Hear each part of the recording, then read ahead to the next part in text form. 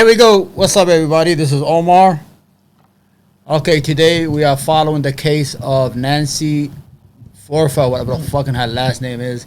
Yesterday I had issue with the sound because I was not using a headphone. I was supposed to use a headphone on Streamlabs. I never use Streamlabs. I usually use StreamYards on YouTube. So we followed the case. You know, it's the case of this old hag. She was 65 years old. She didn't like the life she was living. She had a husband who was 64 years old, working 2 jobs, trying to make the thing, trying to feed her this monster at home. She used to fancy herself as some writer. She used to write novels that never sell, and she was wasting all the money. At the end of the day, she started working for a life insurance company, and then it kind of clicked in her head. I want to buy all these insurance company policies on her husband. Then if she kills him, she makes $1.6 million. But things never turn out to be the way you plan them.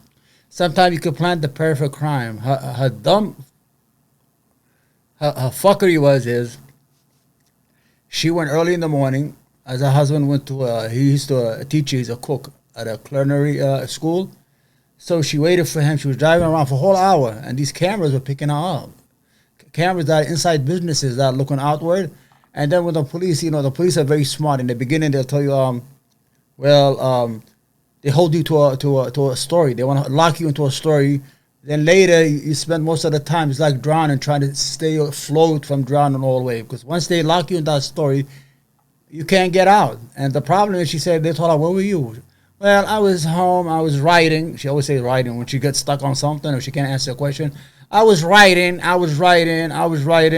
And then when the police look at the camera, they saw her van all over the place. And her van was very distinctive. It had a scratch on one side of it, and it showed. And it's her. And then she had to claim amnesia. Well, I got up and I went to get coffee. I don't know. For an hour and a half or 2 hours, I didn't even know where I was. I couldn't think. Yeah, all right. Anyway, you saw the show we did yesterday. The prosecutor punched a lot of holes in her fucking dumb story. I hope the sound is good, man. Yesterday I feel so bad because I spent 2 hours. Let me see. Hello? Okay. Where's my channel? Oh, it's yesterday. Okay, let me just check the sound here because, I'm not a famous. See the sound? The sound was very bad yesterday. Let's see today, okay? My apologies, I'm taking a lot of time to start this. Am I live or no? Okay, there I am. The greatest, the best looking guy on Twitch, right? I'm the best looking guy on Twitch. I don't know how to set up the cameras yet. I hope I'm doing good. Let me see. Testing. Hello? Hello? Yeah. Hello? Test it. If anybody here, tell me how to sound.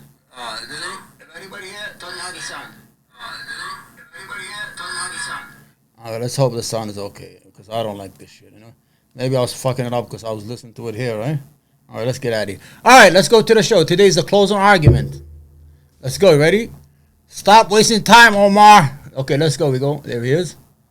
There he is. He's ready. I'm ready. Let's go. Let's go to it. Before I get started, I want to first thank you for all the time and the dedication that it took to sit through such a long trial.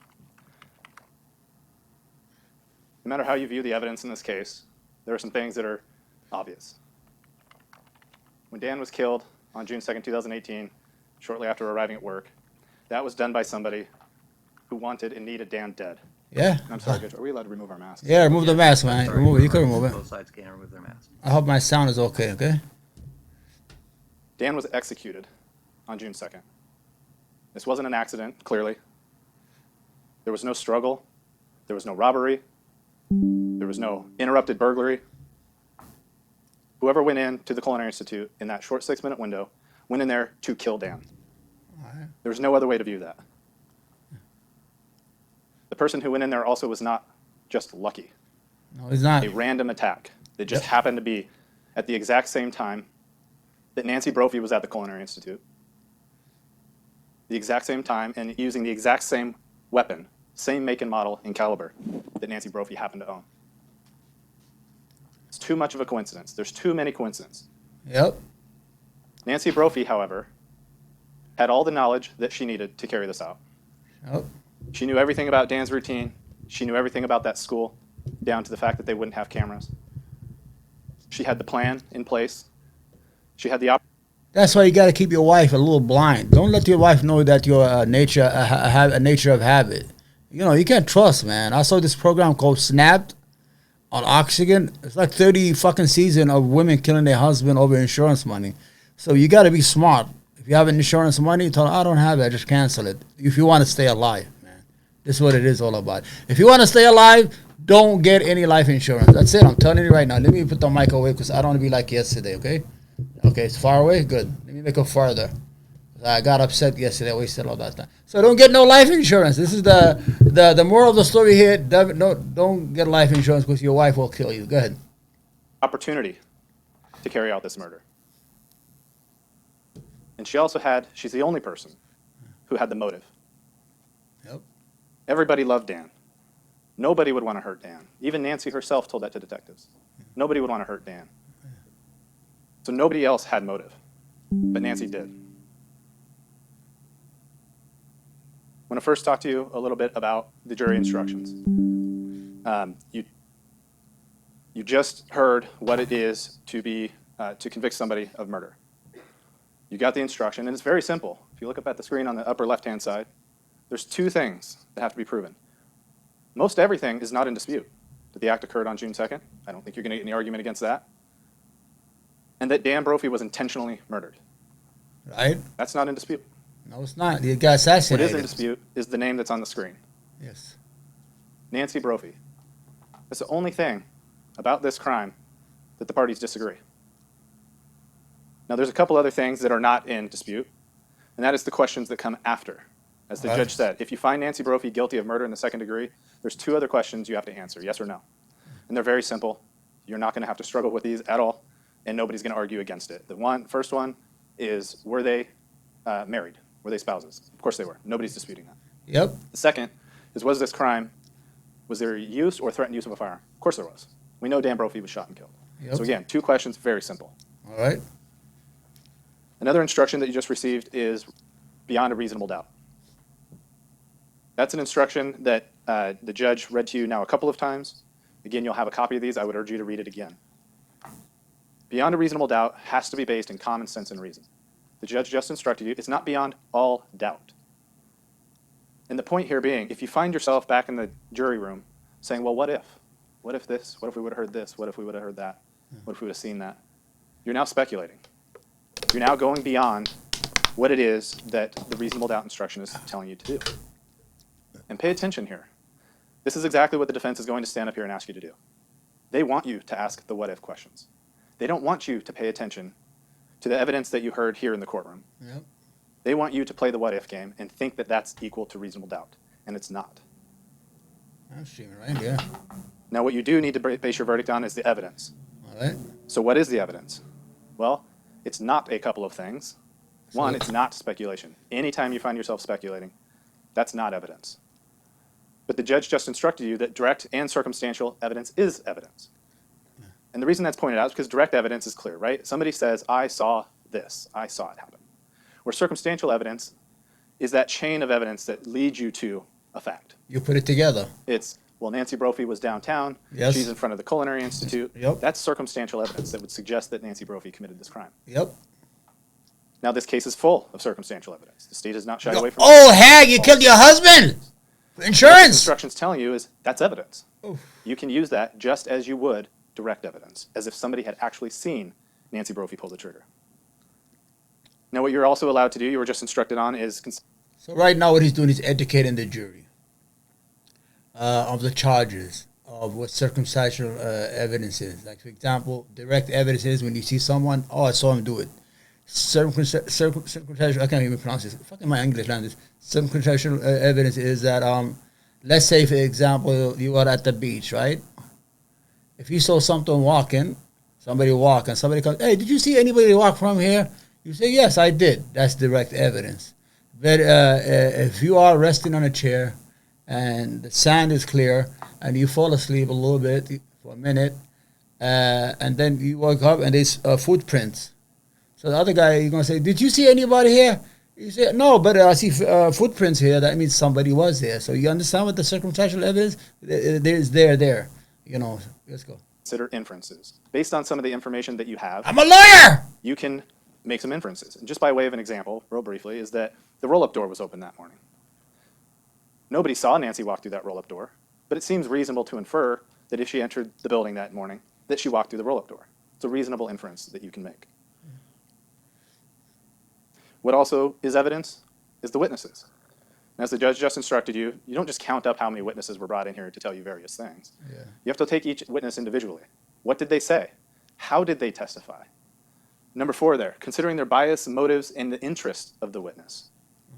By way of an example here, and what we're talking about, is look at Nancy Brophy's own testimony. All right. First, what's her motive for testifying? Well, she's got to explain to you. She felt the need to get up there on the stand and explain to you all of these issues, right? The state put on a case, looks really bad for her, so she needed to explain it. Now, at the same time you're considering that, what her motivation is to testify, think about how she testified. What did she do? She got up there as the smartest person in the room. She got up there very comfortably, leaned back in that chair, answered the questions of her attorney, very comfortable. Yep. As if she's waiting for that moment. Yeah. And it only got uncomfortable with her when I asked her questions. That's right.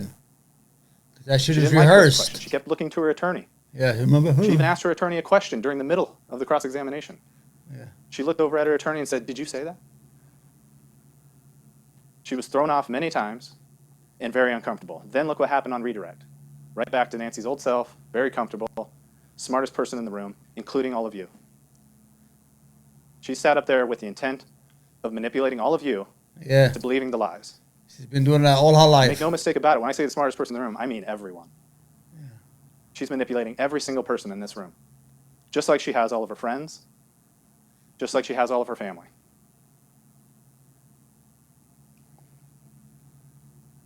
One of the things I want to point out before we move on to what the actual evidence is in this Go, section hurry here, up. We got no time, man. Hurry up. what also is not evidence. I want to urge you to pay attention to this point because what's not evidence is the lawyer's statements and their questions. Yes. Now, defense asked a lot of questions, a lot of leading questions of the state's witnesses. Okay. What they asked is not evidence, only the answers.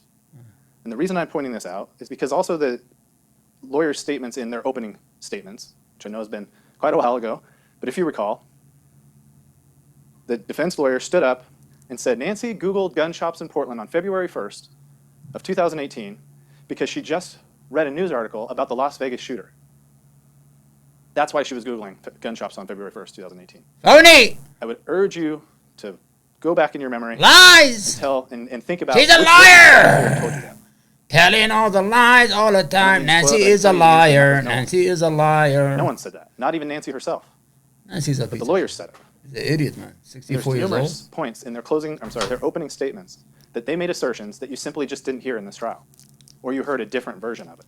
It's up candy. So you have to consider what the witnesses actually said. All right. Now, the state actually brought you real evidence. What is that evidence? You go back to June 2nd, and Nancy Brophy, despite defense assertions and expert assertions, had a very specific story for what she was doing and what Dan was doing on the morning of June 2nd when she spoke with the detectives. So this morning, did you wake up at the same time or after him, or how'd that go? I didn't sleep well, and I don't know why I didn't sleep well, but I think that I'm to that age. So I woke up when he came up for a shower. So that would have been 6:50, 6:45. And you said because he was getting a shower, that's when you woke up? Okay. I know the sound is all messed up, but you see how the police... This is like 5 minutes after they told her husband is dead in a van right in front of the place. They are trying to lock her into a story, and they did a good job. You have to be careful. Whenever you are involved with the police, never try to be a smart ass and go inside the fucking thing and try to act like you're going to outsmart them. Or try to say, oh, I want to get home. Because you're not going to go home because if you talk to them without a lawyer. Sometimes you get like 10 years shaved off your fucking case if you're a criminal. Just by not refusing to fucking open your mouth. Because what they do right now, they are locking her into a story. Like I told you from the beginning. We have to lock you in the story right away in the beginning. You don't have no time to, to conjure stuff and think things up and start making up shit. So she has to live by what she said. You saw during the direct,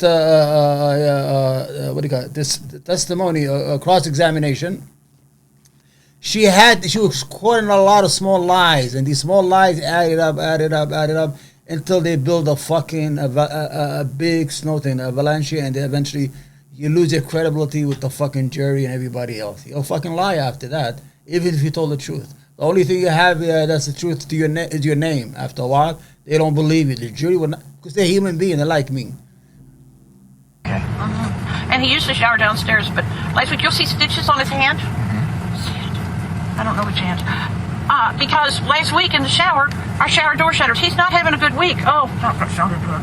When did you see him after that? Did you have breakfast with him? You know, I mean, what happened after I that? didn't get out of bed. Oh, you just kind of woke up and you were alert in bed. Yeah, Okay. and we have our bedroom is an attic, and so the bathroom's right here, and so Okay. you know he got dressed and left. Filthy Did he say- animal, you. Did you guys talk before he left or You anything like killed that? the guy who's supporting you. Water leak. Oh, I discovered it yesterday when I was cleaning out from under the sink, and so he asked me what all the wet cloths were in the sink, and that was when I remembered it. And so he went down to get something to put under the sink, so if it was still leaking, it wasn't, it wouldn't ruin it. okay. And so then you think he left? Remember, then she later said she never saw him when she left. You see, she's telling him a lot of stuff. This is, like every lawyer will tell you, when you have the truth, you have nothing to remember. But when you're lying, you have a lot to fucking remember. Because when you're lying, you made up a story that did not exist. So it changes over time, and you forget certain aspect of that lie. And the police pick up on that. Because you can't, it's a lie. You can't remember like a whole story. But if it's the truth, you just tell them the truth. There's nothing to remember. You understand? This is what it's all about when it comes to criminal behavior or during police interviews. Good. Like around 7 to 10, maybe, something like that? 7.5, 7.10, 7, yeah. 7:10. Okay. And then Nancy Brophy wasn't recalling what she normally does that morning. She told the detectives exactly what she was doing that morning. Okay. Now, we know that's not true Yeah. because she's driving around downtown. Yeah. So it's a completely made-up story that she intentionally told the police. Okay. She knew she had to have a story. So you go with a simple one. I was at home. Right. Of course, we look at her phone and it's at home. So I was at home. I was in bed, never got out of bed. And then they talked about a leak that she discovered yesterday. Yeah.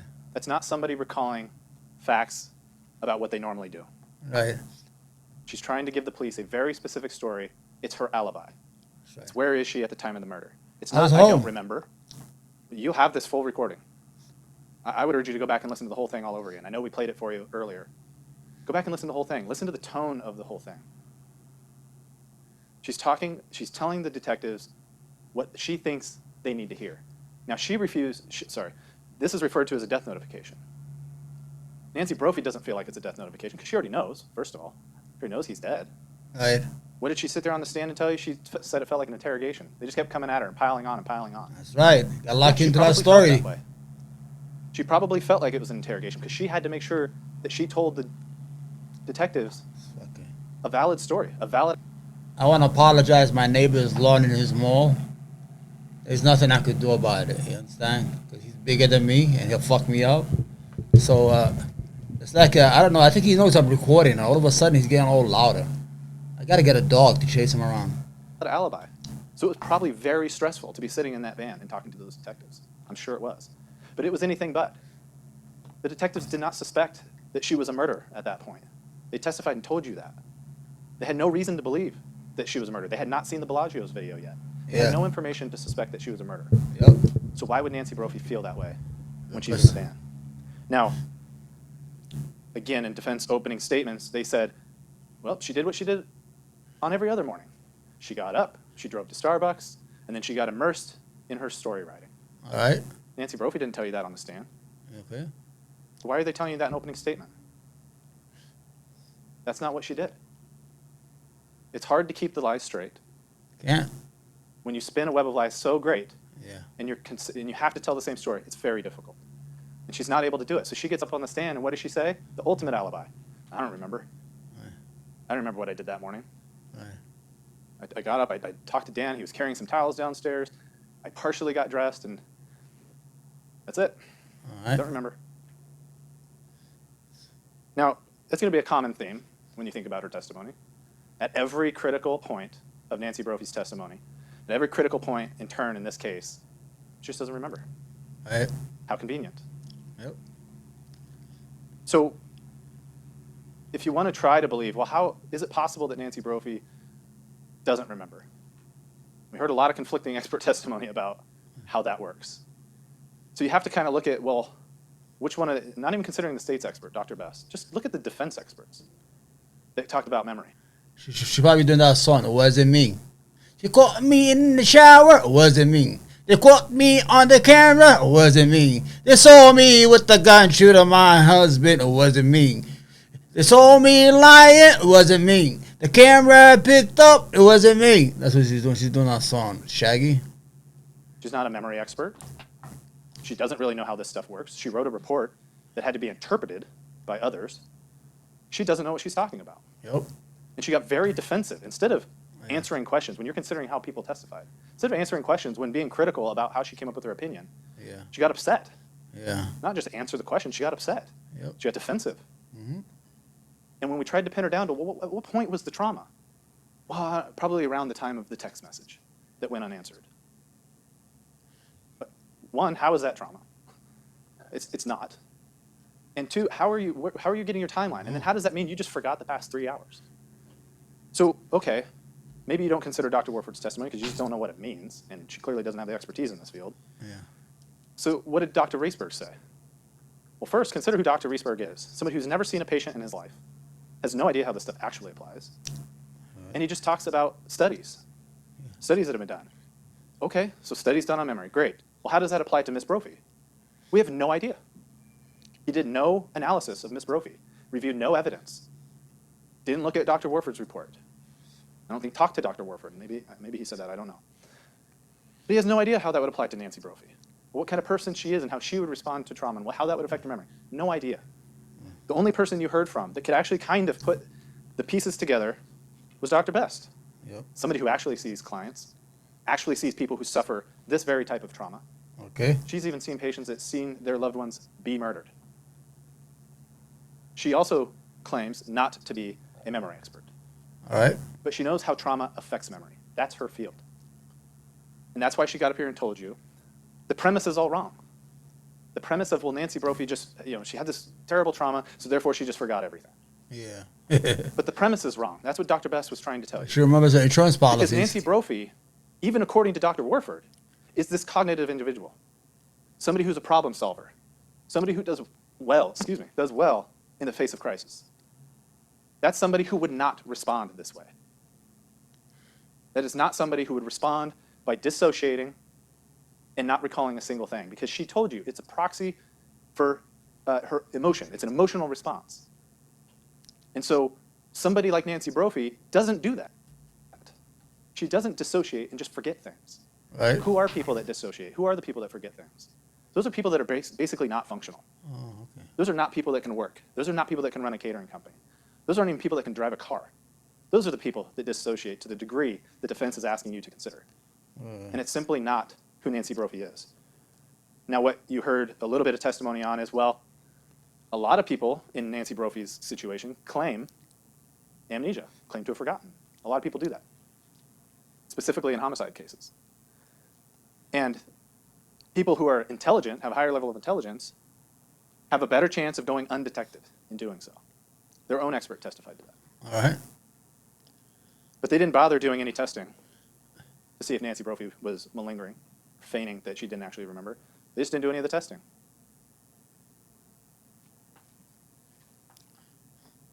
So when we look at what's going on June 2nd, see up on our timeline here, what is she doing that morning? She's driving around downtown. We know that. Despite what she told the police, despite not remembering, she's driving around downtown. And apparently... So the van, so the scratch on the side? Okay, she cannot deny that. And she denied it to the police. She denied it to everybody. She denied it until she got on the stand, and she fucking admitted it. She was denying it for like 3 years until the case got to court. And when she gets on the witness stand, she admits it. You see the hypocrisy of it? This is what she didn't count on, her van. I was home, and she left her phone home, so they wouldn't be able to trace, the ping on the phone. I was sleeping. I didn't know anything. And cameras don't lie, man. Cameras don't even blink no more. That's why cameras are fucking good, man. That's why you don't have no more, like hits in the street, like the mafia used to kill everybody in the street or you get kidnapped. It's very hard to do it now because they would trace your car. They would look all over the area, all the cameras, every grocery store, every flower store, every bank, every ATM machine. Eventually, they will make a connection of your car and they will get you. Cameras are good. They serve a lot of purposes. But this idiot, you could have rented a car, you fucking old hag. Now on the stand, she's willing to say, yeah, that's me. Now remember, she didn't quite commit to that when she was talking to her defense attorneys. Yeah. When they were questioning her about her being downtown, she said, well, I know that looked like me, and I know that looked like my van. But she never committed to it being her. Yep. I had to ask her a few When times. she was under direct examination by her lawyers in the court, in the trial, she said, no, it looks like my van, but that's not me. And she denied it. As soon as she gets fucking cross-examined by the prosecutor, she admits it. You understand these lies? That's what got her in court. You can't lie, man. You could, with the truth, you have nothing to remember. With lies, you have a lot to remember, my friend. Go ahead. Times. Are you willing to say that that is you? She finally would admit that that's her driving around downtown. Okay. So what is she doing? Well, we know she's downtown at 6:39. It's the first time she's seen on that first video. Okay. And we know that when she first does her first pass, this is her path. All right. She comes into town, she turns onto 20th, and she drives up. She's out of frame, and you'll see this video here in a moment. She's up there for a few minutes. She comes back to 20th, and I'll talk about what we believe she's doing at the time. And then she comes towards that circle, traffic circle, and then she heads north out of frame on 18th. And then she's gone for quite a while. And she's seen again what is referred to as the second pass, first on that KGW video. And remember, on that KGW video, you see her drive into frame, and then that second video that you see at KGW is a motion-activated camera. So she just kind of pops into frame. Well, the cameras. We'll talk about what the cameras got you, yo. And then she drives up, goes around, Criminal. and is on 17th Avenue when she leaves the frame. And what we'll talk about, and what we talked about with Detective Merrill, is when she enters into this area, we know that she would have had to stay in this area when she's off camera, because she can't head east on Jefferson. It's a one-way street the other way. She doesn't go west on Jefferson because she would have been seen on the cameras. Yeah. And had she gone out Madison, now it's possible she went all the way up here, but we saw after at 7:28 that she's turning off of 17th onto Jefferson. So we know that she's in that area. And we're going to look at the video. It's Exhibit 19 that you'll have back there. And what this does, it shows you the map of where the cameras are, and then it cuts to each set of video. And so what you'll see here in a moment is you'll see Miss Brophy's van driving into town at 6:39. Here she comes. Where are you? You're old hag. Where are you? And the car is coming. There she is. There she is. See her? Oh, let me catch her. That is her minivan. She got up like an hour before her husband usually goes to work. Her husband gets to work at 7:09, 7:10. So she had a whole hour to think about not even killing him, really. And she was like, she's up to no good. When you're up to no good, you're nervous. You start doing things that are not normal. So she's driving around and around and around, trying to put a good position to avoid being seen by her husband when he gets to work. And then she could ambush him. The whole problem is everywhere she goes, the van is picked up by cameras. So, she's an idiot. That's it. What I'm going to tell you, man. There's nothing I could tell you. So she turns up here. There's a couple things about that road. Like a monster. You'll see on this map, and there's another map as well. She's a monster. There's nowhere to go. She's a monster. She's a monster. It's not really a dead end because you can go to these buildings. But there's you kill your husband, The only way back out is to come back out to Jefferson. And so, a couple of things. What is she doing? Well, we know she's not going up there to write. No. One, she doesn't remember that. And even she's not up there long enough. She's up there just a couple of minutes. Get up in the morning to write. Is it possible that she's looking for a vantage point of the Culinary Institute? Yes. Maybe. Kind of far away at that point. Yeah. Culinary Institute being here, this being the road that she's on. But nonetheless, what could she be doing? Well, she could be waiting for Dan to drive into town, assuming he takes Jefferson. Yeah. If she's here on this road and Dan drives in this way, it's possible that's where she thinks that she could get a good look at Dan coming into town. That's right. And she wants to avoid Now, being one thing to seen keep in by mind, him. why is she there so early? Why at 6:40? Yeah. Well, remember, she knows that this is the live fire. You heard a lot of testimony about live fire and the preparation that goes into it. She expected Dan to be early that day. Yeah. She expected Dan to be pretty early that day. Yeah. Now, she knows that he normally leaves at 7:05 or 7:10. That's what she said. But she's expecting him to come down even earlier on this morning. So once she gets the green light and she takes off, she now turns down Jefferson. Just to follow along with the camera angles, just so you know what we're talking about. She's coming down Jefferson. There she goes. And then when she gets to this traffic There circle, she there's goes. another light. Old There's quite a few lights around here. Nancy. Oh, Nancy, She'll ultimately you're drive around old the heck. traffic circle past Columbia and then head out 18th. And you'll see that on the video here momentarily.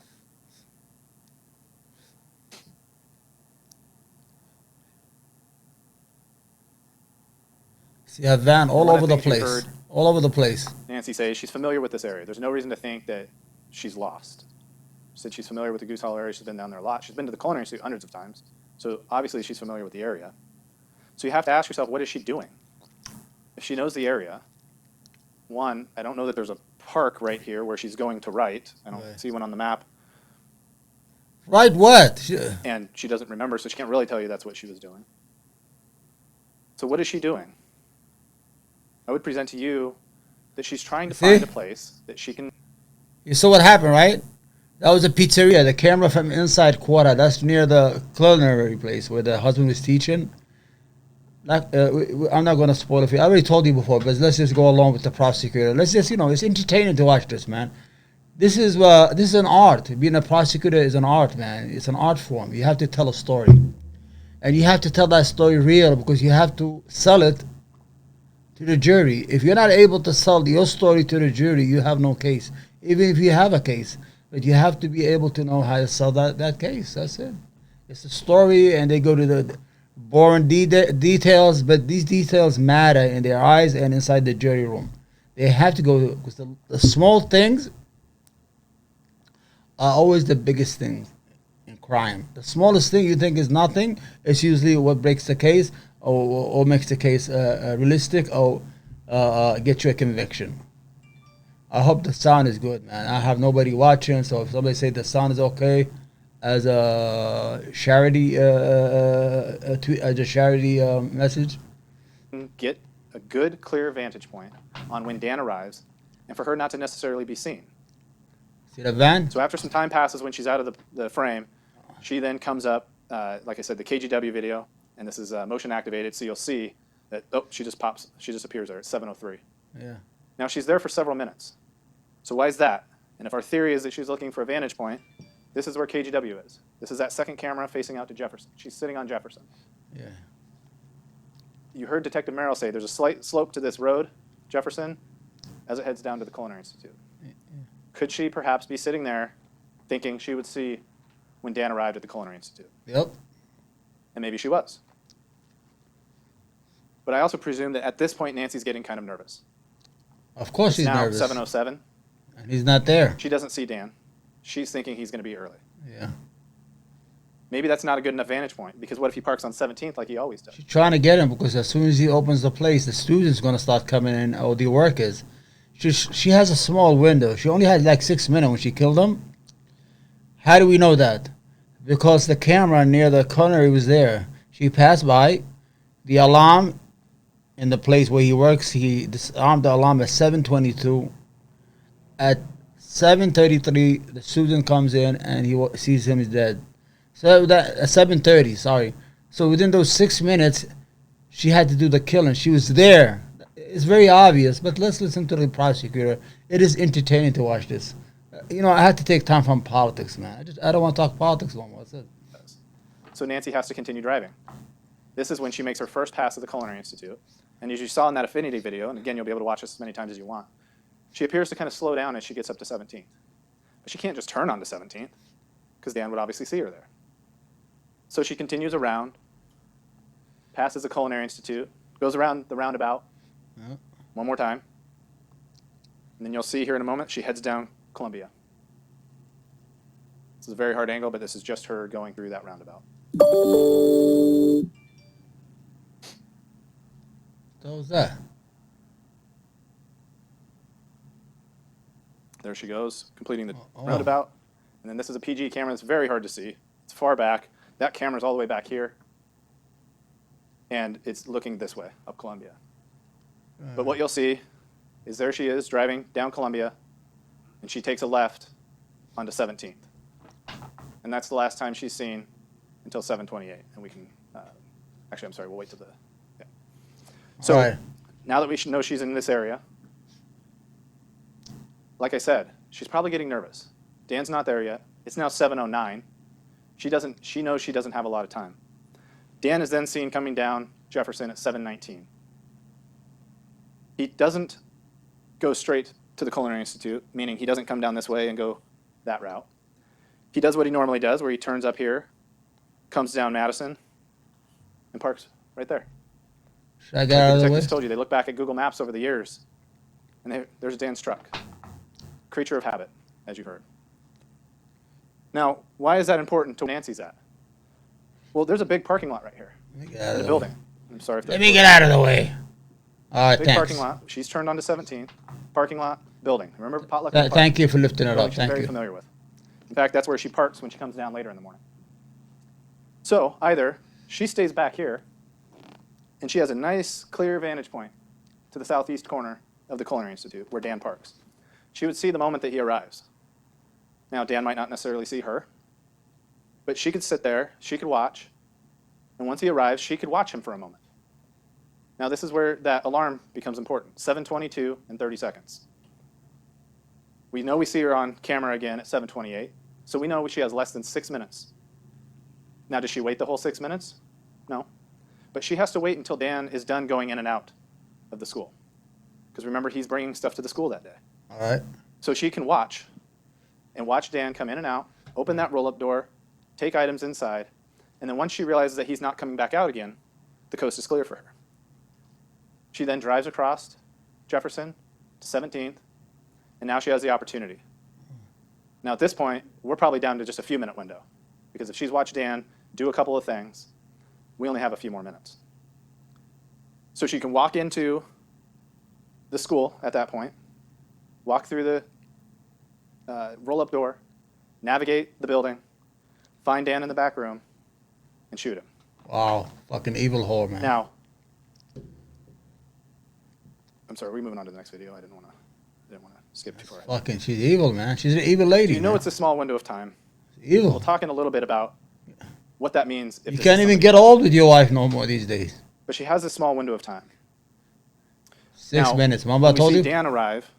I'm sorry, I don't want to lose my place. Which slide are we going to? Okay. Okay. So at 7:28, you see Nancy Brophy, as we said, and you've seen the video already, of Nancy turning off a 17 onto Jefferson. And that's a critical time, and it's a critical place where she's at. You know, she's in front of the Culinary Institute. And so once she admitted that she was the one that was driving, I asked her, well, isn't it possible, if you don't remember, that you went into the building like you did a few weeks prior? Nope, not possible. Yeah. Well, are you sure? I mean, you don't remember. So isn't it possible? I just wanted to see if she would acknowledge that she could go into the building. Nope, not possible. Well, how do you know you didn't go inside and kill him and you don't remember? She Not will know. possible, I know it in my heart.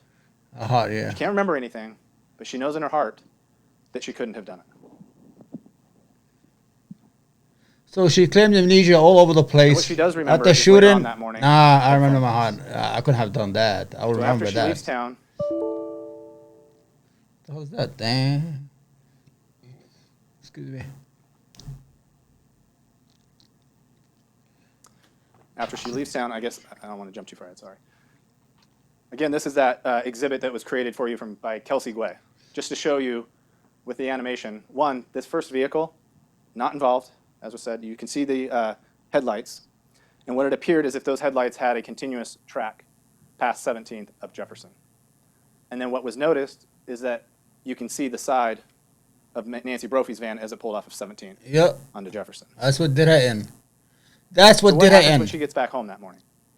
Now, she doesn't remember being frantic and talking to her neighbors. She doesn't remember that, even though they had never seen her like that before. She lost the dogs, but nobody ever saw the dogs. So what is she doing? She's continuing to set up that alibi. She needs people to see her home. if the police ever come knocking, they're going to So when she get home, she sees the neighbor. Did you see the dogs? Did you see the dogs? I'm looking for the dogs. She's trying to, tell them at 8 o'clock I was home. Those damn dogs. I can't find the dogs. It was a lie. want to know from the neighbors, did you see her? Yeah, I saw her that morning. Saw her around 8 o'clock. Yeah. She was very frantic, but she was looking for her dogs as she normally does. Yeah. But nobody sees these dogs. Yeah. They're inside the house. So she doesn't remember that, but she does remember that first phone call from Maxine Bourgeardin. She not only remembers the phone call from Maxine Bourgeardin, she remembers what Maxine Bourgeardin told her. Yeah. She tells the police what Maxine Bourgeardin told her. She told you about that conversation. Maxine Bourgeardin told you about that conversation. It all adds up. She clearly remembers it. Yeah. But it's inconsequential, right? She can remember things like this. Yep. Now, she's lost her memory. We'll talk about other things that she happens to remember that are inconsequential. How is she remembering these things? And it's because they don't matter. So she gets this phone call. She remembers calling Dan, that going unanswered. She remembers texting Dan, that going unanswered. She remembers calling Maxine Bourgeardin back. They have back and forth conversation a couple of times. And then she remembers calling Karen Brophy, and she remembers that conversation. And she remembers that Karen told her, you need to go downtown. And she says, oh, okay, I do need to go down there. Now, why that's interesting is because here's some more lies by Nancy Brophy. She said to the detectives that when that phone call and that text message was unanswered, I knew something was wrong, and so I left. But that's not true. She didn't get an unanswered text from Dan, jump in the car, and drive downtown. It's just not true. It was quite a while before Karen Brophy insisted that she go down there. And you remember Nancy's response when Karen first told her that she needed to go down there, or asked her if she was going to go down there. Nancy didn't want to go down there because there was going to be too much police activity. So it's not until Karen prompts her to go down there. Now, what else does she remember? She remembers getting dressed. Yep. She remembers getting in her van. She Yep. remembers driving downtown. Yep.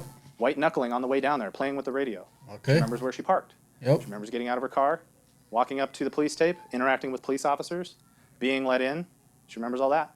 She remembers being hugged by the police officer. She remembers interacting with the detectives. She remembers getting into the police detective van. And she remembers where the detectives were even sitting. She remembers all of that because it's inconsequential. Now, one thing else she told you that she remembered is that before she got in that van, she knows she was not told that Dan Brophy was dead at that moment. She assumed, is what she told you.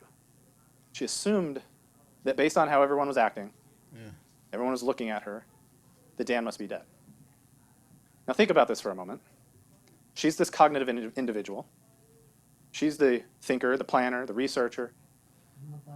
Dr. Best told you, that type of person is not somebody who stands idly by. They ask questions. What's going on? Where is he? I'm hungry. Is he okay? Somebody tell me something. Nothing. Didn't ask a single question. Didn't ask anybody. Is Dan okay? Where is he? And why? She doesn't need that information. She already knows. She knows he's dead. She knows exactly where he is. She doesn't need that information. So before she gets in the van, what else does she do that she remembers? She calls Karen, or Karen calls her, I can't remember. But she talks to Karen, and she tells Karen it's Dan. Dan's gone. Now, if she doesn't know with one... Okay, mind you, Karen is her husband's mother. She's telling her that her husband is dead. Nobody has to tell her anything. There's a lot of crowds. Maybe he's injured. Maybe there's a lot of problem. Nobody said he's dead yet. And she all of a sudden tells his mother, it's Dan. He's dead. Let's listen. 100% certainty that Dan is dead. Why in the world would you tell his mother that her son has been murdered? Because what if you're wrong? Nancy thought that was hilarious. We would laugh about it for years. It would be so funny. Sickening. She's telling somebody that their child is dead. But she doesn't really know. Now, why can she make a statement like that? Because she knows. She's very confident. I can tell Karen because I know. There's no chance that they're going to come back and say, actually, there's been a mistake. It's not Dan. So she can tell Karen that with certainty. And again, I'll just reiterate at this point, when she's going into that van, what they're telling her They're treating her like a grieving widow at that point. Not a suspect. They're treating her like a 67-year-old woman who just lost her husband of 25 years. In fact, they take it so slow with her, they don't even tell her that it's Dan that's been killed until 7 minutes into the interview. Sorry. And so what does she say about that? Oh, you're not playing? Okay. Yeah, I kind of got that when everybody gave me the sad sack look. Yeah. So when they finally tell her, remember, no questions before this from her. No questions in the first 7 minutes. You have two homicide detectives She talking. gets in the van. They bring her in. She's not saying what's going on. She doesn't know anything yet. You know, there's a lot of people that are looking at her, whatever it is. You're still going to ask, excuse me, officer, what's going on, sir? I've been in that kind of situation, you know. I used to be in business, retail business. Sometimes you have a shoplifter and they have a lot of guys. I come in, I don't know. The police are all over the place. They're arguing. What's going on, officer? You understand? You'll ask a question, not stay there like for 10 minutes so they can notify you. You understand what I'm saying? She wants to play that part. But sometimes you're a fucking idiot no matter what. You cannot hide a murder, man. This is I don't know how people could do that, man. How could you kill your fucking husband of 24 years?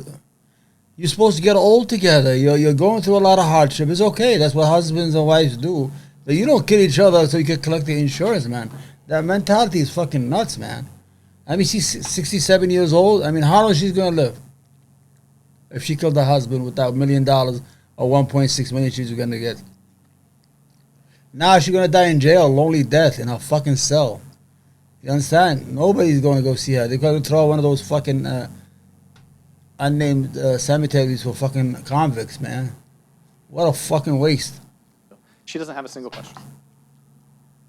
So they finally tell her, they break it to her slow, hey, we think that it's Dan. Dan's the one that... Oh, I figured.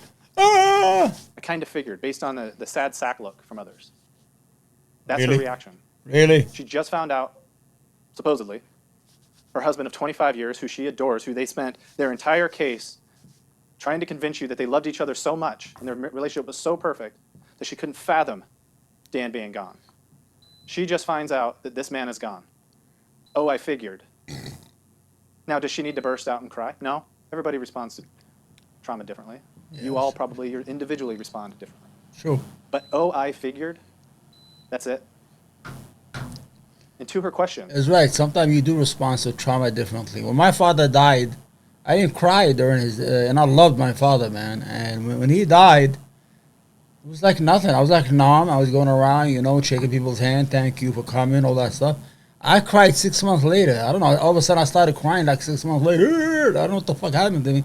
So your emotion sometimes is different. I could understand that. But you should ask some questions. I mean, you got to ask questions. I mean, you cannot just be an idiot, you understand? You cannot just walk in the van and take 10 minutes and they tell you what happened. again, no questions, until over 40 minutes into the interview. 40 minutes. 40 minutes into the interview, she says, where is he? It's She an kn- interesting question. She knows where he is. Had to think about that one a lot. He's dead. She You asked- killed him, you fart. You Well, old it's probably fart. the only question she doesn't know the answer to at that point. Because she don't She know. doesn't know if they've moved him, Yeah, yeah. if he's Okay. gone out of the building. I got you. She probably genuinely was curious. Where is he? He's in the morgue. And that's it. The only other question she has was he shot with an AR-15? No indication as to why you would ask a question like that. Yeah. But was he shot with an AR-15? Well, she. That's all she wanted to know? It's because it's all she needed to know. She's trying to create that Nancy situation. She is don't the know nothing only about person guns. who could have committed this crime. You had the As you motives. saw in the opening slide, it looked like a puzzle. A puzzle that was put together mostly and appeared to look like a gun. Yep. That's what this case is. It's a puzzle. There's a lot of pieces to it. Yep. And as we move through this presentation, we're going to talk about what those puzzle pieces are. And when you put them all together, you have that picture. You can see that Nancy Brophy is the only one that could have done this. Start off, like we talked about briefly, she has all the knowledge in the world of Dan's routine.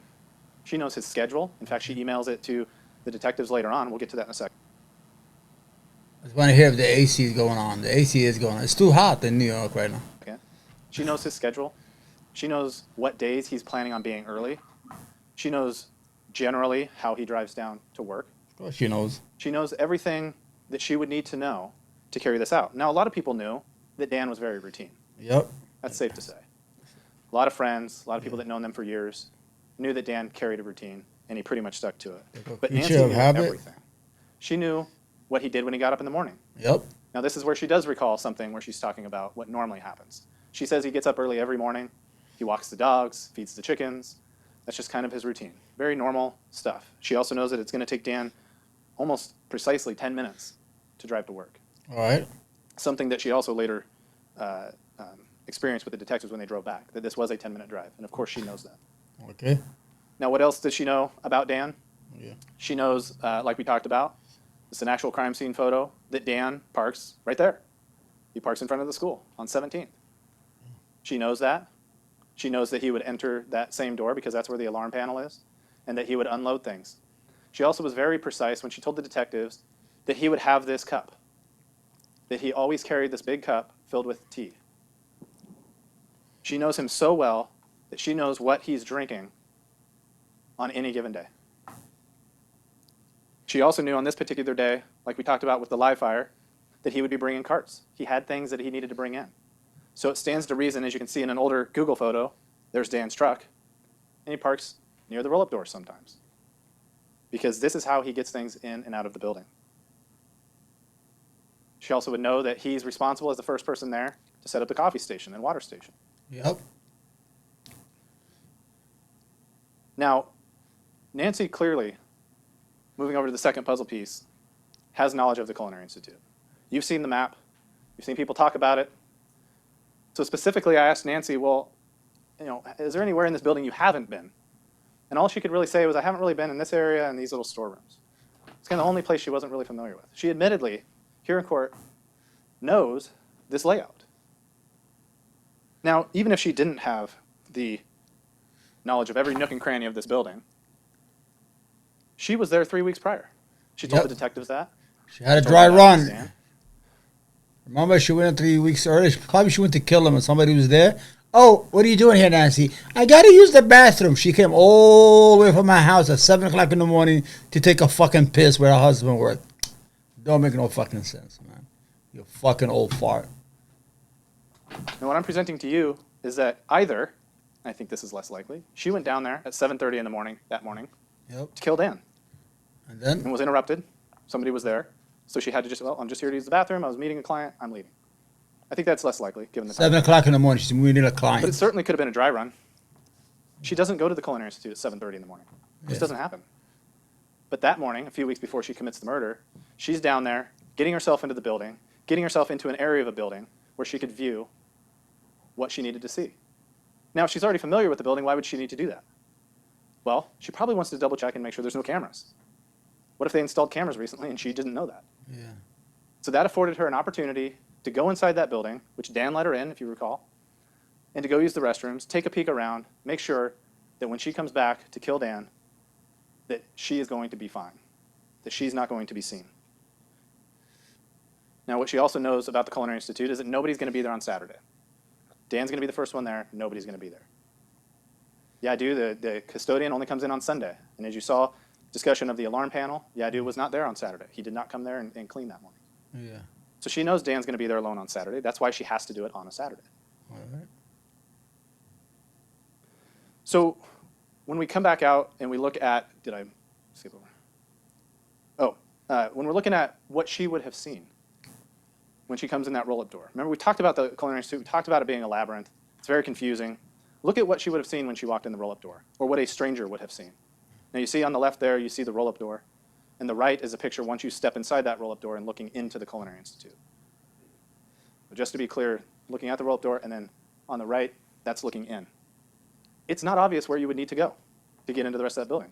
You can see up there, there's a door on the left, and then straight ahead, clearly a cooler door, but nonetheless another door, but a door on the left. But as you walk up towards those doors, just to the left is this very narrow hallway.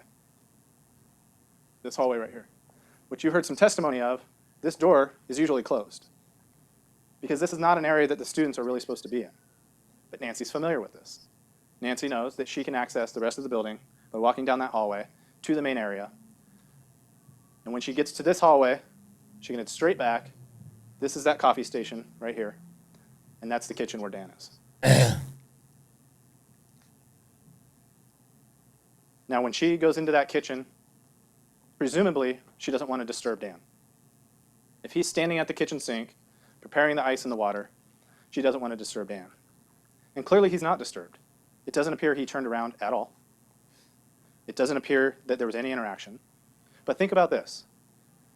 She knows that even if she got his attention, he's not going to be disturbed by that. Yeah, his wife. He could very well have turned around and looked at Nancy, Hi, Nancy. knows her, loves her, trusts her, Yes, turns mistake, back to her, mistake, and go back to mistake. what he was doing. There's no risk for Nancy to. So the whole idea is, man, can you really trust your wife, man? Now, man, I'm telling you, I've been watching a lot of these fucking. I'm an addict to crime shows, not like Law and Order, all that bullshit. I mean, like real crime, true crime. And I watched this program called Snap. You gotta watch that program. It has 30 seasons. It's always the same thing. The wife or the girlfriend kills the husband for life insurance or for something or for money or to inherit his shit or whatever it is. Or even the wife does the same thing. And this is dangerous shit. Imagine, let's say you're Dan and you're 64 years old. You've been with your wife for 24 years. You've been feeding that fucking monster who hasn't worked at a good day in her. She's not an earner. She never earned money. She claims, oh, I was an insurance salesman. I had a catering business. She doesn't earn. What they call her is she's a feeder. She just feeds off the sweat of Dan. And imagine, you're waking up in the morning. You have your wife. She's been planning to kill you for the last 6 months. She's been buying guns that don't work. She has to buy another gun. She's spending almost $1,600 of money you don't have. You can't even pay your mortgage. Imagine getting up that morning, you're taking a shower, you're going to work to make a living, to bring a paycheck for that fucking idiot, that evil monster, so she could spend money on writing a book and publishing, self-publishing. And it costs about $10,000 to publish your own book. Because not everybody, you see how many books you see? Only some people make money. A lot of people, they just self-publish and hope that, catches on, whatever. Or it's just narcissistic, oh, look, I wrote a book. So the whole idea, what I'm trying to say here, is imagine you're Dan, you wake up, you would go there, you do the same routine, you clean up the sink, you get the coffee ready for the student. He's a good man, He's getting the ice ready, he's getting the day work, and this fucking hoe, I don't know if you could say it, and I don't give a fuck, this fucking old hag comes in there and shoots you in the back. You fall down, you're paralyzed, but you're still alive. She shoots you in the chest and walks away and go home like nothing happened. Like 24 years of living together, of going through good and bad, going on vacations. They never had any kids because he married her. She was about ready. Her fucking vagina is already dry. He married her at 45 years old, so her cunt was already. I don't give a fuck if I get bounced off of you, Twitch. It was probably not producing anymore. It was dry as fuck, like raisins. Disturbing Dan and having this go wrong. Now, when you look at what kind of opportunity Nancy had, let's kind of build on the last section. What kind of opportunity did Nancy have to actually carry out this murder? She has the knowledge of his routine. She has the knowledge of the Culinary Institute. So what kind of opportunity did she actually have? Well, again, this is the email that she sent to Detective Posey laying out Dan's schedule. Take a close look at the highlighted area there. We know he's killed on Saturday, June 2nd. Dan only is going to be working 2 more weekends. Right. And then he's going back to days. So she has to get it done. So she has a very narrow window. A fucking she evil. has to carry it out this weekend, June 2nd, or she only has the 16th. I'm sorry, the 9th or the 16th. That's it. Yeah. So why choose the 2nd? Well, one, she has 2 more weekends in case something goes wrong. Yeah, But it's also her best chance to have the most time because it's the live fire, and it's the time that Dan's supposed to be there early. Picking June 2nd wasn't a mistake or a fluke or luck. It was intentional. It was all part of her plan. That's right. Time was running against her, man. Now, as the weekend class, she knows the weekend classes are going to end. So like I said, she comes down there a few weeks earlier, probably to do a little bit of recon, make sure everything's in place, and that she's going to be good.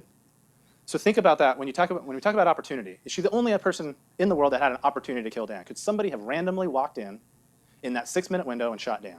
Is it physically possible? Yes. You have to think about what reasonable doubt means, though.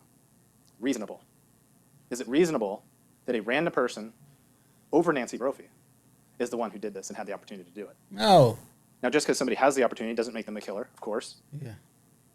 But think about a random person in this scenario. a random person who gets lucky in the 6-minute window. They walk through the roll-up door. They apparently have no intentions of stealing anything. Right. They walk through this door, navigate their way this way, head back, find Dan, do not confront him, do not startle him. Think about that. Had Dan just turned and, what is this person doing? We'd have a much different crime scene. There's no sign of a struggle. There's no sign of a robbery. Wallet, Nothing. the money's in his pocket. So this person would have had to get lucky enough to be able to walk into the Assassination. not have Dan even turn his head, to be able to shoot him in the back. These women, they're and killing once their he's husband, paralyzed man. And laying on his back, staring at the ceiling. Gotta be careful of your wives. Walk over to him again. And your girlfriends, shoot him in man. the chest. Random person. No motive. That's what you'd have to believe. That's right. And it's just simply not reasonable. All right. So what else is defense trying to get you to believe? They spend a great deal of time talking about a gentleman named Oscar Taylor. Yeah. So is it Oscar Taylor? Well, Oscar Taylor's in the area. Yeah. Again, he has no knowledge of the interior of the Culinary Institute. We have no evidence to suggest he knows Dan. In fact, if he's wanting money or food, Dan's the type of guy that would give it to him. That's right. It's true. Very generous person who routinely is giving. Yep. So it's not a confrontation in the sense of, hey, give me money, or can you give me money or food, and there's a confrontation, and then Oscar Taylor just decides to shoot Dan. No evidence of that. That doesn't even make sense. Right. What's Oscar Taylor doing that morning? He's canning. Collecting homeless guy cans. Collecting cans. Was sleeping in the area. Who gets up and is canning?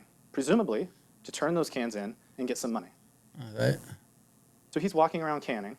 He goes into Starbucks, buys a cup of coffee, leaves, continues canning. You'll see in the Bellagio's video, he stops at the corner.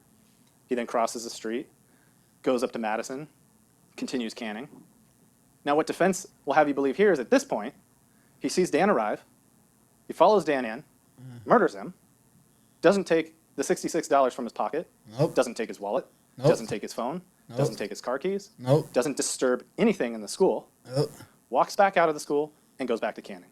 That make no sense, Miranda man. Bernhardt told you when she arrived at 7:29, and she came around the corner. They had some black guy. I feel sorry. You know, it's always racism. Sometimes always comes down to fucking race, which I hate. The guy is a homeless guy. He does things like rob candy, like a shoplift. He always gets caught. He was canning that morning. They see him on camera. He's collecting cans. He buys a coffee. He goes out. He's collecting cans. He's on camera. And imagine that he goes in and kills the guy for no reason.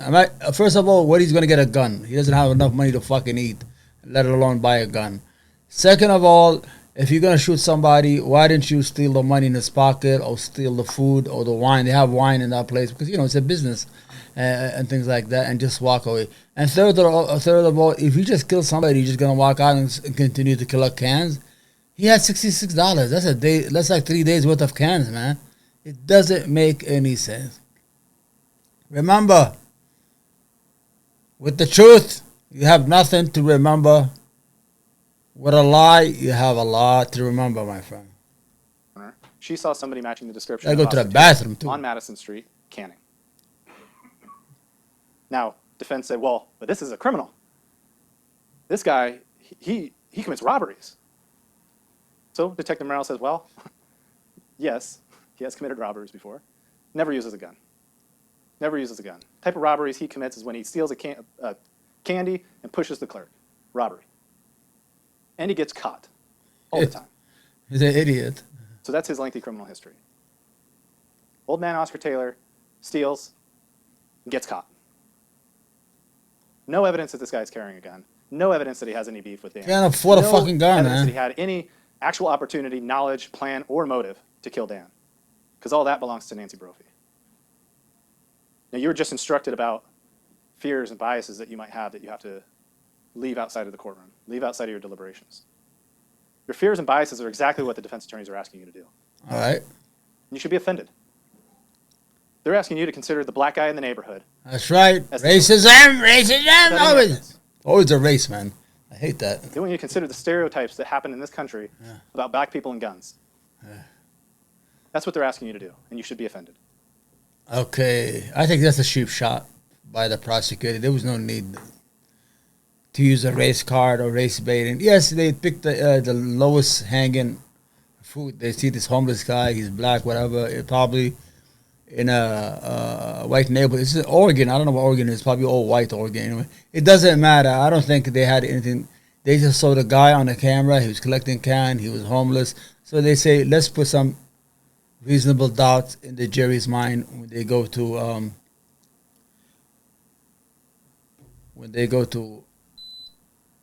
I don't know what that sound. You hear that?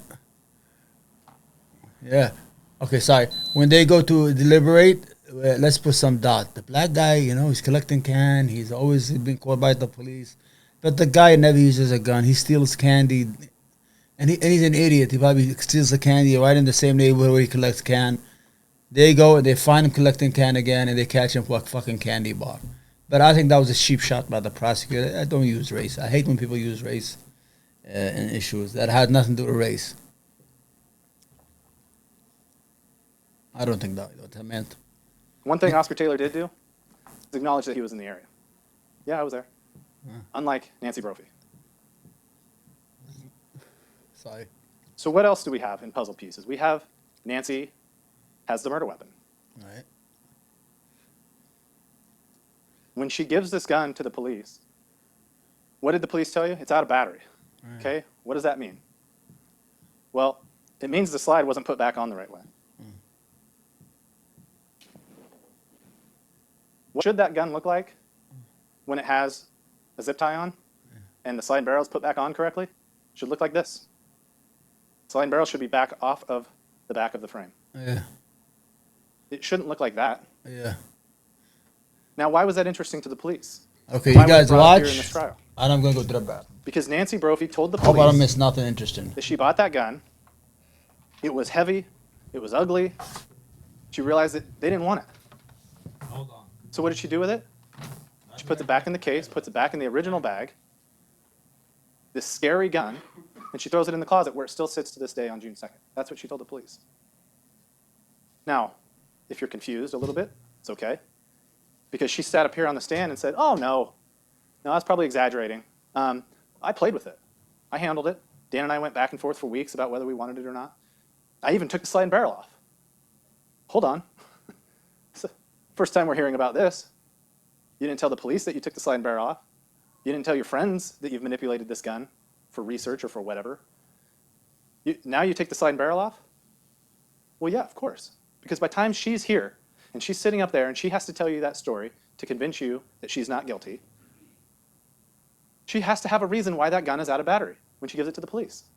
She knows she can't say I didn't touch it or I didn't handle it because that doesn't make any sense. So she has to come up with the story. Oh, no, I did actually take off the slide and barrel. Now, one thing I'll give her, that's true. She did take off the slide and barrel. She took off the slide and barrel in order to put on the slide and barrel from eBay to kill her husband. And then when she gets back on the morning of the murder, she's in such a hurry to switch these slide and barrels back, she makes a mistake. In her haste to get that original slide and barrel back on, she fails to fully seat the gun. And that's why it goes to the police that way. But again, it's a new story.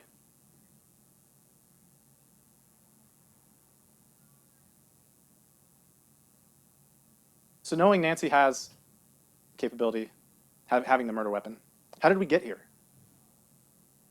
We need to go back and look at how the plan all started. Now, just briefly, I'll touch on this. Nancy Brophy, I think, could be described as it was by Dr. Warford, an intelligent person, somebody who thinks things through. Miss Brophy talks herself about how she does research for her books, how she plans out whole books in her head. But then she got on the stand and she took this position of, I don't plan. I don't plan things. I'm not a planner. I just roll with it.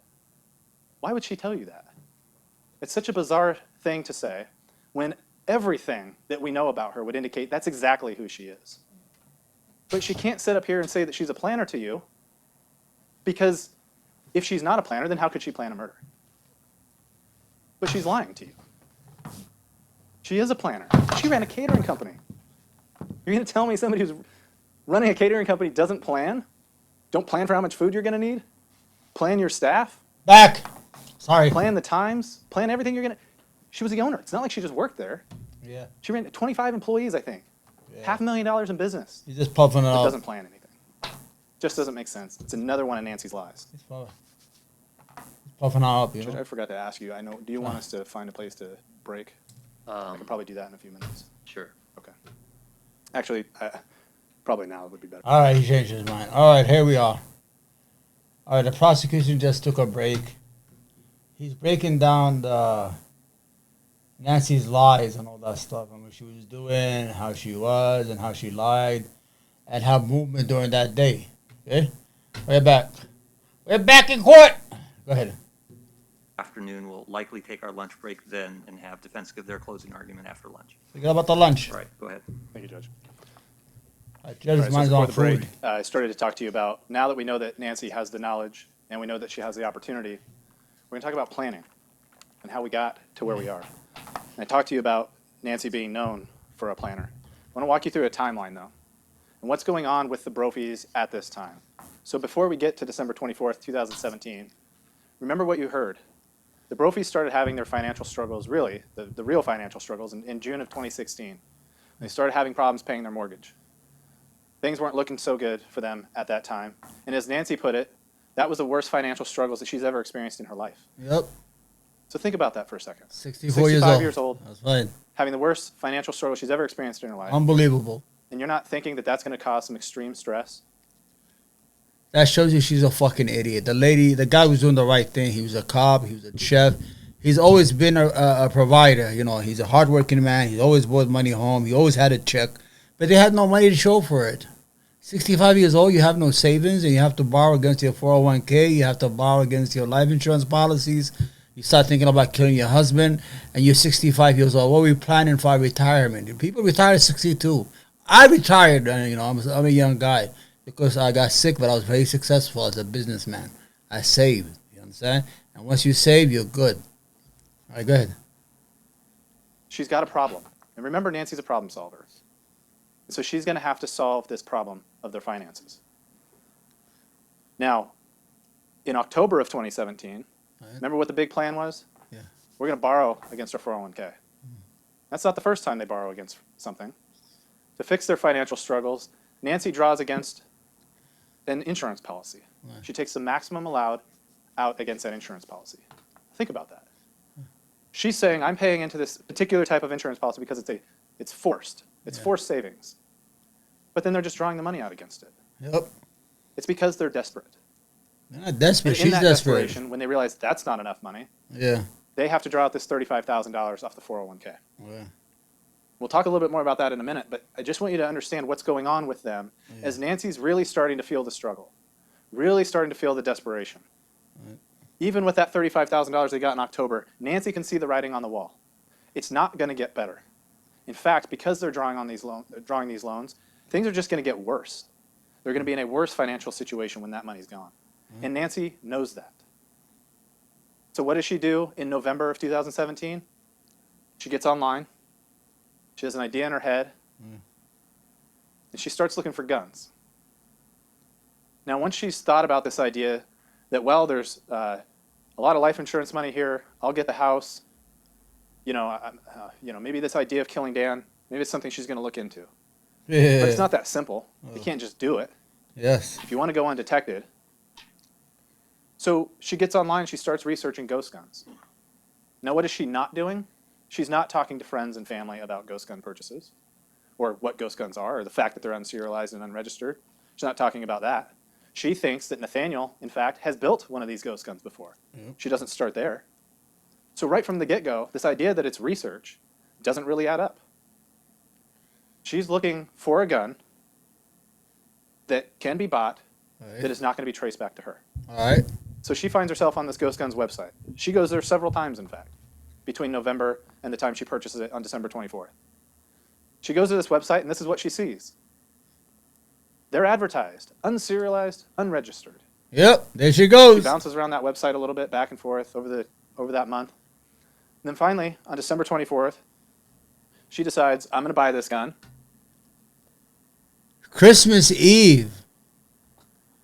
People are celebrating the goodwill of Christians are of Jesus, the birth of the Messiah, and that old fart is online trying to get a ghost gun that you cannot, that is unregistered, unserialized, to kill her husband. Christmas Eve, she's planning. That's how evil she is, man. Imagine living and sleeping with somebody for 24 years and they're that evil. Woo! God damn, he never got any vibes off her? I could tell a hustler a mile away. I mean, I'm from New York. If somebody trying to hustle me, right away, I'm like, what's the game here, man? Are we going to hustle each other here? You know what I'm saying? I'll say that. I mean, to hustle, we're going to hustle each other here over here? What? Fuck that shit. I don't know how good that... Forget it. And it gets shipped to their house, and she gets it in early January. Yeah. And as we see on these pictures, one thing to She keep in can't mind, put it together. $600 for this ghost gun. A gun that she could have walked down to the gun show if she wanted a complete gun or a gun store. And as she showed you, she bought a Glock 17 fully intact for about $500. Right. So she's overpaying for a gun Right. because it's unserialized and unregistered. Right. And where did we find that gun? Nancy said she packed this box, and inside this box are scarves, purses, and GK. Right. There's a couple takeaways from this photo. One is it clearly says purses, and the detective said, I found purses in there. Now think about back to Nancy's testimony when I asked her a pretty innocuous question. Do you carry a purse? Seems pretty simple. Doesn't seem loaded at all, does it? She said no. But Nancy was thinking 2 steps ahead of me. Yeah. She's She's smart. intelligent. She wants to manipulate the situation. Yeah. So what does she do? She jumps ahead and says, oh, nope, I don't carry a purse. I don't care about this. Very adamant, very adamant. You know why? Because when she goes to kill her husband, she wants to say she didn't have a purse. So if she didn't have a purse, how could she carry a gun like a Glock 17? I don't even know. I don't know much about guns. Yeah, I'm a gun idiot. But if she has a Glock 17, she can't carry it on her bra, on her breast, like she said. So she's thinking ahead of time. You see how evil she is? But he's smart, the prosecutor. That's why he asked during her testimony. You had to pay attention to the cross-examination. I know my sound was no good. I don't even know if it's good today. I'm trying to learn how to do this Twitch shit. But let's see. Somebody gave me a tier. I don't know, a tier, a subscribe, man. I want to thank you, man. I don't know his name, but thank you very much, man. I don't know what that means, but thank you. To you that she does not carry a purse. She just keeps everything in her bra. Now, one, she clearly has purses. Right. It doesn't mean she carries one every day. I'm not saying that. She clearly has purses. Yep. But why didn't she want you to think that she carries a purse? Because she's thinking ahead, and she doesn't want the implication to be that she walks into the Culinary Institute with a gun in her purse. Right. Because that's how she could carry that in there without anybody seeing it. That's right. Which is precisely probably what she did. Yeah. But she wanted to make sure that you didn't think that this is a person that carries a purse. And so how could she walk into the Culinary Institute with a gun and have it go unseen? Yeah. The second takeaway from this photo is she marks the box GK. Now, on its surface, I'm assuming before this trial, if you saw a box and it said GK, you wouldn't have the slightest clue what that meant. That's It right. could mean all kinds of things. Nancy said she marked this box for law enforcement. Oof, In sorry reality, about Nancy that. marked it for herself Yeah. in code, in an acronym, to ensure she knew where that was when she needed to go back to it. That's why it's marked. She's She fucking didn't an mark this old for the timer. police. She could have put an X or What something. kind of ridiculous proposition was that? The police might need it? Yeah. Why? If this is a gun she bought, never built, and is just using it for research, Right. why would the cops be interested in this gun kit? But in her mind, she's thinking, well, they might come knocking, and I'm going to have to give them this gun kit. All right. It doesn't make any sense. No, it doesn't. Now, she's doing that for the police's benefit, she said. But later on, when she gets the eBay gun, or slide and barrel, she'll know where that is. Yeah. Why isn't that important to the police? Yep. Why didn't she mark that one for the police? Yep. Just doesn't know where it is. Yeah. We'll talk more about that in just a second. Now, what's going on with the ghost gun? How is this fitting into the plan? Well, in Nancy's mind, this is great. I'll get this ghost gun. It's unserialized, unregistered.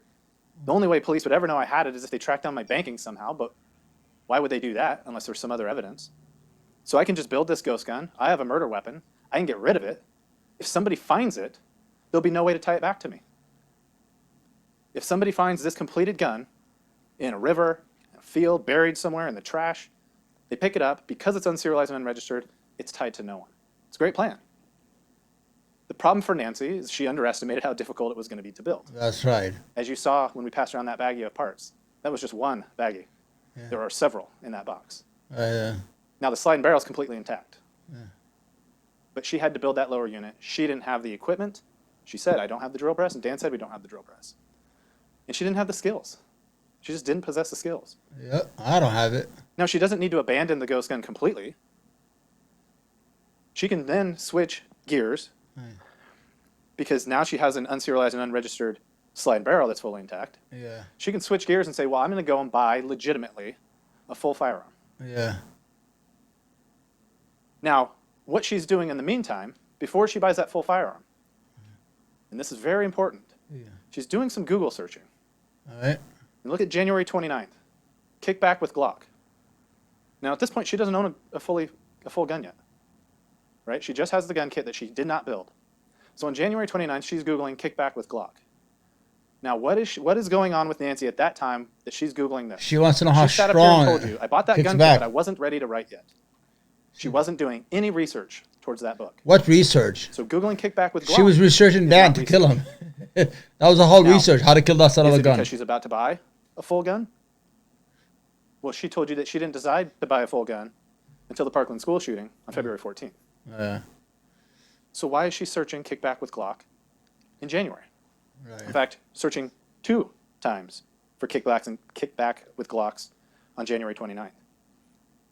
Now, what did she tell you she learned about the kickback with Glocks? She told you that she learned at the gun show that the Glock 17 has less of a kickback. Easier to handle, better for a woman. All right. That's what she said. Now, she probably didn't actually learn that at a gun show, though there may have been some discussion about it, because she's already Googled it. She knows back on January 29th that a Glock 17 is going to have less kickback. Right. If she goes to those websites that are coming up, she's probably learning that Glock 17s have less kickback. All right. Why does that matter? Because when she goes to the gun show, although she says I'm looking for a Glock 19, she's probably looking for a Glock 17. Yeah. Because now she knows it has less kickback. And she thinks that's the difference between a Glock 17 and a Glock 19. Not realizing that the barrels are slightly different length. Yes. As you saw, I held these up in court when Nancy was testifying. I'm gonna tell you why she did that. Because she thought she was gonna use the slide barrel of the fucking ghost gun for that hot gun. Once she kills her husband, she's gonna use that one and throw it away and put the original one like she didn't kill him. But it didn't fit. See how sometimes life just throws a fucking wrench in your criminal behavior? So she had to go on eBay and bid for a side barrel and buy another one that she threw away. And that's what eventually did her in. Go ahead. They are nearly identical. Right. The width, when you look at it, All right. they're nearly identical. Yeah. So if Nancy has now decided, well, I'm just going to buy a Glock 17, it has less kickback, makes more sense for me as not a avid gun person, and I'll just put this slide barrel on there. It looks the same. So she heads to the gun show. I'm sorry. I want to look at a couple searches first. So as she's doing this research, learning how the kickback of the Glock 17 is less. So now she's thinking, well, I'm going to get a Glock 17. That's the gun I'm going to purchase. Now again, pointing out the time, February 1st. This is not after February 14th, after the school shooting. She's doing this research before that. She's intending to buy a Glock 17. She wants to know how much they cost, Yeah. and she wants to know what the registration requirements are in Oregon. Now again, they offered no explanation in this courtroom as to why she's doing those searches. Defense alluded to some sort of research after hearing about the Las Vegas shooter. That's not evidence. Nancy didn't tell you that. She had all the time in the world to sit up there and have that question posed to her, and she never said to you why she's doing that research. Then on February 15th, still, now this is the day after the Parkland school shooting, but before she goes to the gun show, she's doing that research, right? How much does a Glock 17 cost? When do you have to register it? And what she's realizing when she visits a site called gunbroker.com, she visits that site on the 15th. And what she realizes is that you can't buy a complete gun online. I didn't know that. At this point, Nancy is wanting to keep her purchases online. She doesn't want to go to a gun store. She doesn't want to go to a gun show. She wants to keep her purchases online, more anonymous. And it's stupid. So she's That searching, leaves and she goes to digital gunbroker.com. fingerprint. She's realizing you can't buy. She's such an old person. She's 64 years old. She doesn't know everything she does leaves a digital fingerprint. She know about the phone. When she went to kill her husband, she left it at home. Like if they want to search that, she never left her house. But all this, how to do this, how to shoot, how to buy the gun, which one is stronger, which one has a stronger pullback. It's all on Google, and it's always it's a digital fingerprint. Even when she buys the stuff online, she has to use a credit card and has to give her name and address. So I don't know what the fuck she was thinking, but this is what happened. That's what you get. This karma. Buy a full gun online. So now what? If I can't buy a full Glock 17 online to put my ghost gun slide and barrel on, what do I do now? Well, she turns to the gun show. Right. I'm sorry, actually go back to that one, I'm sorry. She does later search how to sell a gun in Oregon, but that's not done until the 20th. Right. So I'm gonna go back to the gun show. On the 17th, she visits the gun show. Now think about her plan at this point. It's okay for Nancy to go to the gun show and buy a gun. It's not gonna necessarily raise any red flags. She goes through the background check, she gets her gun, she can take that home. She's gonna switch out the slide and barrel from the ghost gun, not knowing that it doesn't fit. Now, even if you believe what Miss Brophy said about what was said at the gun show, she said even they told her that the Glock 17 had less kickback. It's the gun that makes the most sense for her. So when she gets home with that Glock 17, remember this is a Saturday, Dan's at work when she goes to the gun show. Presumably Dan worked on Sunday as well. Nancy Brophy has the opportunity to come home, get the ghost gun out, take the slide and barrel off of this gun, and realize it doesn't fit. It doesn't Half fit. inch too short. Everything else is the If same. it doesn't fit, you must have quit. That's She what has it's to all abandon the about. plan with the ghost gun. Now, while these pictures are up, I just want to point out that she made it a point with Detective Beniga when they were back at the house. When she said, here's the gun, he takes a picture, she tells him to flip it over to make sure that he sees the zip tie that's still intact. Her whole plan is So the zip tie is when she bought the gun, it's still new. So when she killed her husband, she used the slide barrel that she bought from eBay. As soon as she got rid of it, she put this back as a way to say, look at you see, I don't know, my cursor can't come up there, but it still has that band like it's never been used. It was all a farce, man. to switch out the slide and barrel. It's been the plan. Even though it went through different iterations, that's been the plan. So she wants to make sure that detectives know that this isn't the murder weapon. Here's the only gun I've ever bought, and it's not the murder weapon.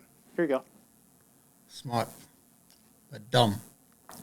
What's interesting about Miss Brophy's whole plan and her story about she buys the ghost gun for research. Then as she's going through this process, she realized they want to buy a gun, and they realized that after the Parkland school shooting, that's the time to do it. Making shit up. And I asked her, the defense established that Miss Brophy is sort of a left of center leaning individual. Yeah. Seemed to be a bit of a joke, maybe a little farther left than they let on. And her response to gun violence in this country was for her to buy a gun. Okay. But it wasn't for Dan to take to work. Yeah. They never had a plan, according to Miss Brophy, to take this gun to work. Yeah. They didn't even buy bullets for it. It's just at home. Right. How is that protecting you? Now, she said she's mad at the gun because it didn't do its job. Yeah, all right. It did this job. A bunch It of killed them. stories, a bunch of things that are said designed to distract you, to confuse you. But you have to understand what's going on at the time that Miss Brophy is doing this. Again, she's not doing research. She was very clear. I'm not researching at this time. Now, there's a couple possibilities, right? Plan number one is she was just going to use the ghost gun outright. Plan number two, get a Glock 17, put the ghost gun slide and barrel on it. That didn't work, so now I have to move to plan three. Even if you don't think she was going to use the ghost gun slide and barrel and she just abandoned that altogether and decided to go with Glock 17, fine, doesn't really matter. But the plan's the same. But I think it's likely that Miss Brophy tries the Glock 19 slide and barrel from ghost gun, puts it on the gun, or tries to, realizes it doesn't happen, and now she needs a new plan. Right. So what does she do? On the 19th and on the 20th, she starts looking online again. Yeah. Now she's looking for just a Glock 17 slide and barrel. She doesn't go back to the gun show and buy just a slide and barrel, as they told you they sell. Or wait till the next gun show. I suppose that one would be over by then. She doesn't go into a gun store and just try to buy a slide and barrel. Nope, she returns to the internet. That internet. She's back online. She's eBay. researching and looking for Glock 17 slides and barrel for sale. Now, she tells you, now we're back to writing, right? Because whatever benefits Miss Brophy in this courtroom here, she's going to bounce around. Yeah. Writing, I'm preparing for my own safety, and then I'm back to writing just days later. But she just told you, I'm not researching. So what's interesting about this theory, right? She has this gun. She has a fully intact slide and barrel that she told you she removed, so she knows how to do it. And she has a slide and barrel that she can manipulate all she wants. But she said she doesn't want to use this one. really without much of an explanation. Something about didn't want to take it apart because she wouldn't be able to put it back together. Something like that. I think she's more or less talking about the lower frame. That is very complicated. But why not the sliding barrel? It's metal. What is she going to do to it? So because of that, because it's such, they just want to leave this one alone, I'm just going to buy another identical piece of firearm part. And lose She's it. doing that while she owns this, right here in the kit. And what are you going to do with this? What are you going to do with this? That's it. That's what she was so afraid of doing? She was going to ruin it? Going to ruin this? Metal. This is what she wanted to buy. She had to spend another $300-something so that she could have another one of these. And she owns 2 of them. And what did she tell you at that point? Because that doesn't sound good, right? Doesn't sound good for Nancy. Well, I was obsessed with guns at this point. So this person went from hating guns, so much so that when she was married to a cop, she didn't allow a gun in the house. Now, that was a long time ago, fair enough.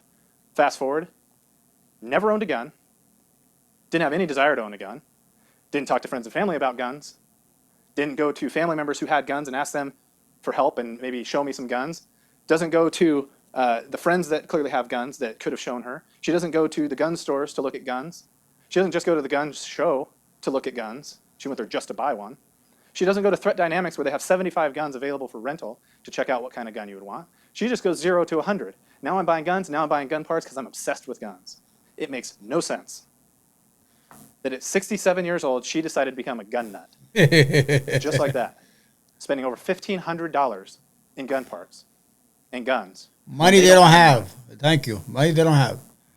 Making sure she's paying those insurance premiums, Yeah. but they don't have any money. They're not paying their mortgage, but she's You gotta buying pay those guns. insurance. You gotta kill the guy. It doesn't make any sense. Yeah. Why are you buying the exact same parts that you already own? Right. And it's the one part that has not been recovered. Yeah. The one piece. That is What important. does Nancy have to say about that? Don't know. I don't know where I put it. I don't know. Well, I don't know where I that's put our it. part. I think I should have saw it. You know what's going on, but you just don't. I haven't seen it. Didn't bother asking questions. Hey, who took that? Call up your friends and your family who were in the house. Hey, somebody take a gun part? Yeah. It doesn't walk away. Listen, the police might want it, like she said Doesn't about walk away. the ghost gun. It's Maybe not they a might wanna see fucking that. paper. So what's going on at the time that she buys this sliding barrel? What's happening? Remember, she goes on a retreat. So she's evil. She bought the sliding barrel. When she shoots Dan, she was able to switch it to put back the old one, then that she bought with the gun, and throw away the one she used, so they can't trace the bullets or the gun that shot it, because guns leave a fingerprint. I'm trying to teach you stuff that you already learned, but just to make a conversation. Fucking bourbon. I'm hungry as fuck, man. Retreat to Rockaway Beach, where she discloses to her friends on that drive that she's developing some story, even though, according to her on the stand, she was not. She's developing some story, and she bought a ghost gun. The big revelation. She bought a ghost gun. And the defense is asserting, well, why would she tell anybody she had a ghost gun if it was part of the murder plan? Because by the time she's going on the retreat, it's not. It's not part of the plan at all anymore. She's abandoned it. By the time she's on that retreat, she has purchased the gun at the gun show, and she's actively bidding and nearing completion of the slide and barrel on eBay. New plans in place. She can disclose the ghost gun. Probably pretty smart too, right? What if the cops do discover that purchase? That might look really bad. So you tell friends about it. Hey, I bought this ghost gun. Let me speed it up a little But bit. she doesn't do it before that. She doesn't tell people after she bought it, hey, I bought this ghost gun for a present for myself on Christmas Eve while my husband's at work. She didn't tell anybody about it until that retreat. And then she doesn't tell anybody else about it until sometime between, I think the testimony was between March and May. That's the only time she discloses the ghost gun. That sounds funny, right? At that point, after that retreat, she's now not only has the knowledge and the opportunity, but now she's got a pretty solid plan. She can take this gun, swap out the slide and barrel, shoot her husband, swap out the slide and barrel again with the original, knowing that in the terms of what was happening in their life at that time, and they were having serious financial problems. They were spending more than their income. Listen to both experts. Their own expert, who came in here and had some kind of crazy numbers. All right, guys. I'm a bit tired. Let's call it quit. I hope you enjoyed it. It was about 10 minutes left anyway, so it wasn't a big deal. So as you see, the idiot, she made a lot of mistakes. Tomorrow I'm gonna have a new trial. It's old, but it's fucking fire. It's like firework, man. You're gonna enjoy it. It's about 10 hours, whatever it is. But I'm only gonna show you the cross examination because that's the most exciting thing. Because when they do direct examination, they make you sound smart. You know, your lawyer. Oh, and what did you do? Well, I was walking. You know, and I didn't bother nobody, and I don't know what was happening, and I was amnesia for 3 hours. I just didn't know what I was doing. Tomorrow we're gonna watch the Jodi Arias trial of 2013. I read the book. I read everything. That's the craziest shit you can see. Anyway, man, subscribe to the fucking channel, man. Give me a break here, man. I'm trying to start something new here. Thank to the guy who bought me a tier 1 for 1 month. Thank you very much. I don't have your name. I'll have it on hand, but I'll write it down as soon as I do it. Anyway, until we meet next time, God bless you. La la la la.